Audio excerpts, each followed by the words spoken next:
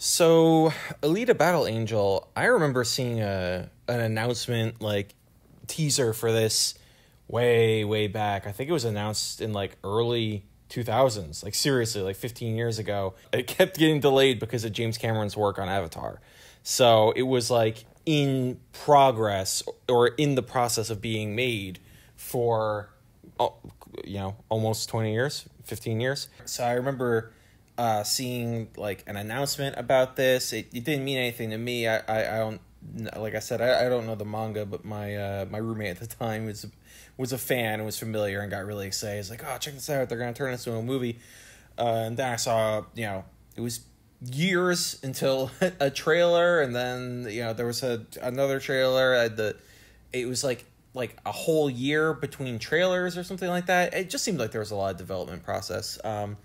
But I also remember I don't know what the deal was exactly, but they did like a promotional piece where I think they donated bionic arms to a double amputee teen girl, because I do remember seeing some videos and like snippets of her posing on red carpet with her robot arms, like throwing up a couple of fists. I thought that was really cool. That's we're living while it's happening, so it's kind of easy to take it in stride. But can you imagine even 10 years ago? Hopefully that's not so ridiculous a time period. I'm not, dating myself for all the 10-year-olds listening to this who are looking, no.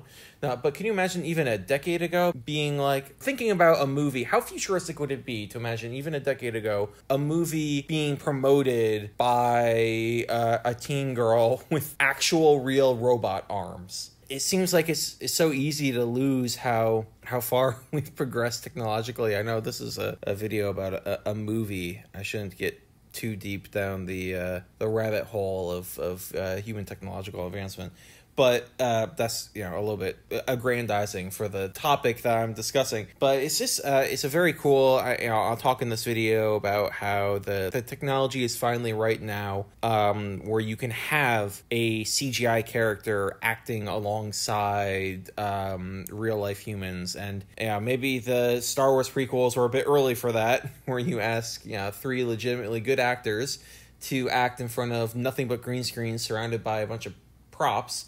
And they all came out looking like wooden-faced fools. But now we've come, I think, James Cameron's big breaking moment was Avatar, right? But now we've come to the point where, you can do that. And you can do cool things. Like the Tron movie, you have Jeff Bridges playing himself at his current age as well as himself 40 years earlier, which is crazy. You can do cool stuff like that now and have it work and not be, so weird that it looks inappropriate, or cartoonish. And then the big eye thing, and I know that's an iconic thing for that character. But in the movie, it's a great effect. It's the uncanny valley, right? It's a really good reminder that Alita's not human, but it's not crazy creepy. It's kind of cute, not like in a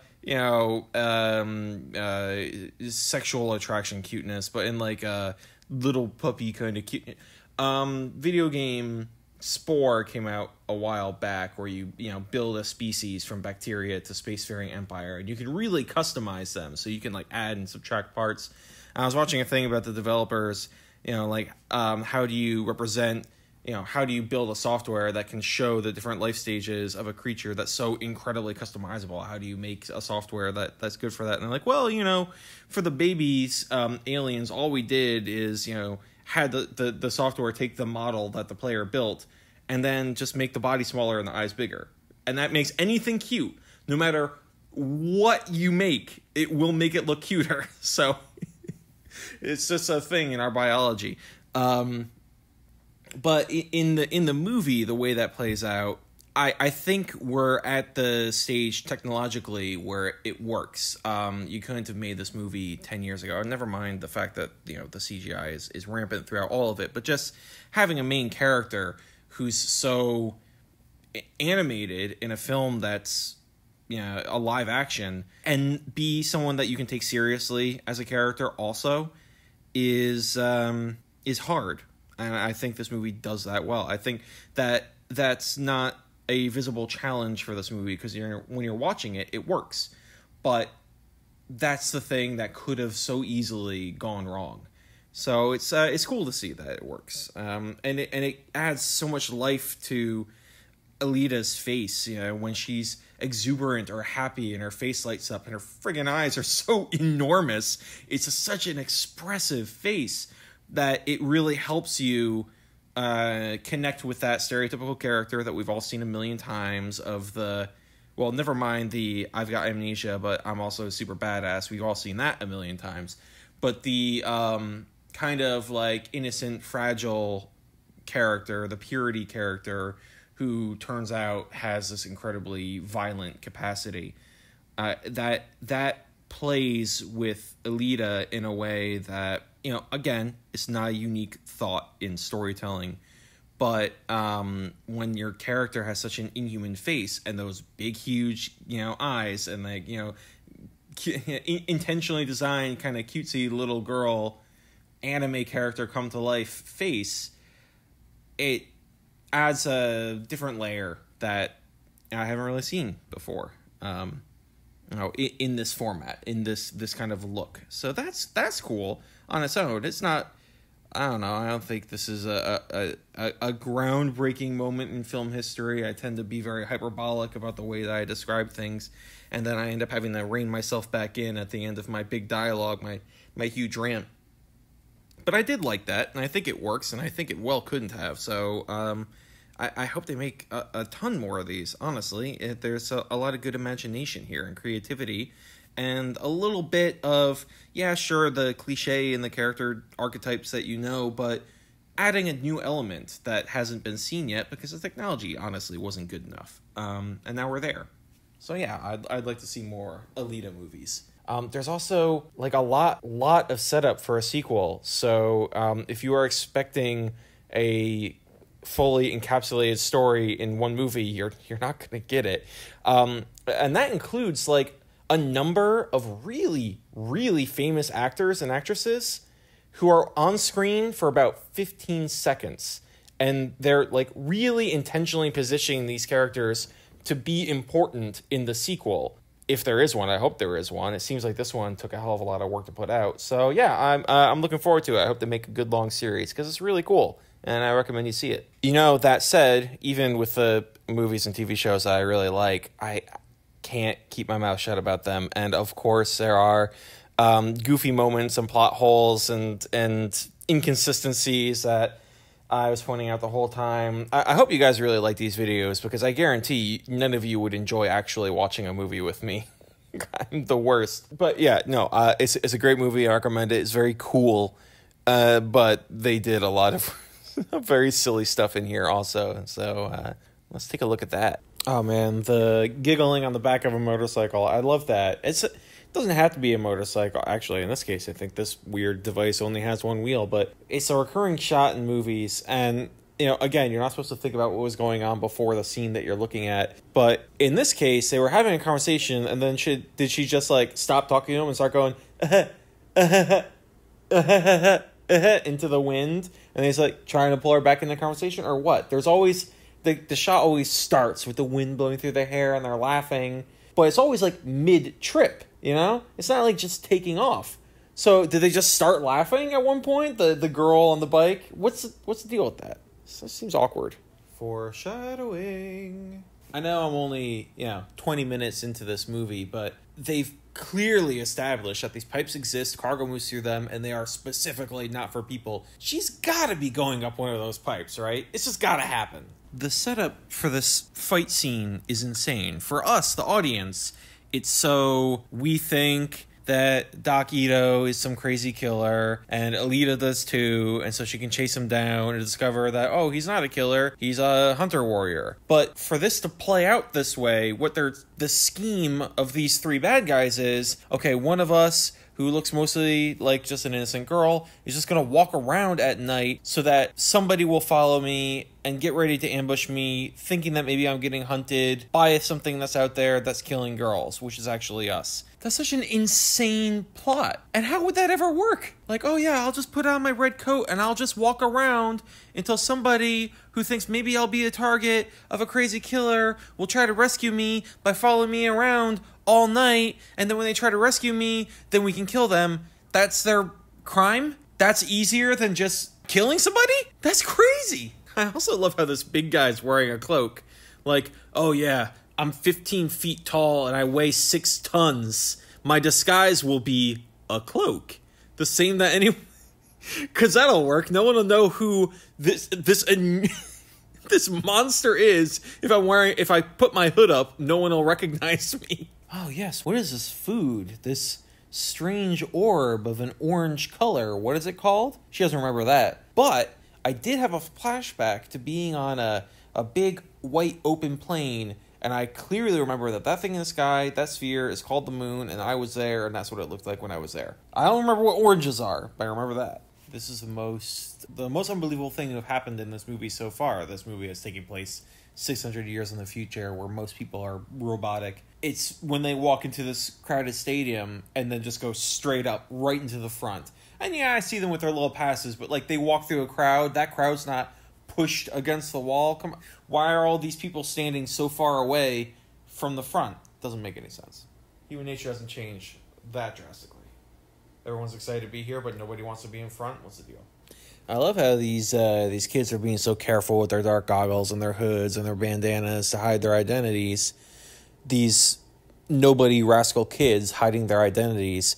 And then Vector, the most famous person we know in the show so far, the guy who runs the most popular sport in the last remaining human city, at least the one on the surface, he just waltzes up with his face out. I mean, come on. Is it plausible deniability at this point for these kids to think something bad's got to happen to that guy? The most famous person in the city walks up wearing no disguise. You know, why bother at that point? Why bother hide your punk face if this guy's gonna show up? I also love how he's like, yeah, you're really, really good at this sport that I run. I hate that. I'm gonna kill you. Like, could you imagine that same logic being applied? I don't know, to anything really, but let's just say to sports nowadays. Like, Beckham's super good at soccer. We better kill him before he messes up the whole game for everybody else. Who are some other famous? Michael Jordan's great at basketball. Better get him to stop playing basketball or else kill him, because he's just going to make it hard for everybody else. The idea is kind of absurd. Man, you can tell I don't watch a lot of sports. Those are not very good references. Not very current references. Hey, let me take you out to this place we call the Badlands, where nobody lives. It's an incredibly lush, beautiful jungle. Right next to some huge fields of plants and food. Like, what is so bad about that? And why wouldn't people... How are people not moving there? Hell, we've got 1 billion cities on Earth right now, and people are still moving in the suburbs. We don't have that in this future? Alright, this is great. So she gets on this ship and she punches in the password immediately. Now that's supposed to be a visual cue to the audience that, oh, she's got this connection to Tech. I wonder what's in her past. And we already kind of knew that because we saw her flashback to the moon. But in the context of the story being told, that could mean a couple of things. It means every single one of these spaceships has the same exact password, which seems like a pretty serious flaw for a military to have one password that they use universally. Oh, the password is PW1234 for all of our high-tech warships. Or alternately, it means that she has some kind of connection to this ship specifically, that she just happened to be rebuilt 300 years after it crashed and meets a one person who hangs out with his friends in the jungle sometimes for no reason and happens to have found this warship, which also was the one that she used to be on before. That seems kind of unlikely. That seems about, if anything, it seems even more unlikely than an entire military using one password for all their ships. But both solutions seem, to this particular puzzle, both of them seem pretty dumb. All right, well, we could leave this part out and just let what I said be funny, but they actually did give a much better explanation almost immediately after I tore into this movie about their dumb plot hole about why her code would have worked, because it was her personal access code. So it's definitely a more plausible explanation than this happened to be her ship reunited miraculously after 300 years, or the military was only using one code. It's that whoever she was, she had access privileges to, the gun closet. which anyone of suitable rank in this future technarchy, you could say, okay, she was important enough to be able to get a body in their army. That's fair, given what we know about her. I'll give them that. They fixed my plot hole right quick. Oh no, where's his disguise? If he walks in there without his cloak, people will know who it is. Oh, this is just a pet peeve thing. Oh, that's such a cliche. Come on. You're the most human person ever. Yeah, okay, we get it. So deep, man. Like, even though she's a brain in a box, she behaves in a very, emotional way, and I don't know. I don't know what it is that he's saying. I mean, I know the whole point of it's not what you're made out of, it's who you are, and how, it's not. You know why I get it? Because every friggin' science fiction and fantasy movie I've ever seen has that line in it. Stop it, please stop it. It's really not worth it. It's not as insightful. It's not worth it. Please stop. Never again. I love how bad guy pep talks are always so damn rude. You're all scum, but I will pay you to work for me. Nice motivational speech, asshole. I mean, come on. I wish they'd given Gerhard more lines. As it stands, she's just kind of like the weirdo lingering around in the background in all these shots. She's just like standing there silently when Alita comes downstairs, and then standing there silently when Ito's having this heart-to-heart with her, and then standing there silently when he's having this other heart-to-heart with her, giving her the feet for the game. It's just, she's just like always in the background, like just kind of smiling at everyone without saying anything. At this point in the movie, it's getting a little bit weird to me. This character is the most unbelievably lucky, or maybe spiteful is the thing, right? Like, there's, you could argue that there's reasons for her to know where people are, what's going on, because she's constantly trying to find Alita so that her cyber bros can murder her, right? But I don't know. It just seems like she's always kind of lurking in the shadows whenever anything's going down. Oh, she was outside the Hunter bar so she could say a mean thing to Ito, and she was in the church now for some reason. Like, she's just always around, just kind of like, hiding out in the shadows. Just being mean and creepy. Yeah, of course, the best way to see that a sequel does get made is maybe already a little bit too late. Go see it in theaters, obviously, but that's past. I bought it, so, buy it, rent it. Hell, do whatever you want. It's your money. Pirate it, stream it offline. That's fine. Enjoy it. But if just remember that every dollar you spend is a vote, and in the unfortunate reality of today, sometimes I don't even know what I'm saying. Sometimes I'm a cynic. I believe all the times the money you spend is more powerful than the ballot box you tick. I wish it wasn't that way, but I believe that it is that way. So if you want to see more stuff like this in the world, pay for it, and it will get made. On the flip side of that, that's my justification for spending money on stupid shit that my wife probably wishes I didn't. So, it goes both ways. If you need a convenient excuse next time your partner or your parents or the people in your life that matter to you are ragging on you for buying a movie that you could have watched for free, just be like, yeah, but the movie's cool and I want them to make another one, so I have to support them. I'm supporting the things I'm passionate about. You got just it's all in how you phrase it. Oh, but pirating is a crime, so obviously I wouldn't advocate for that. That was a joke. Boing.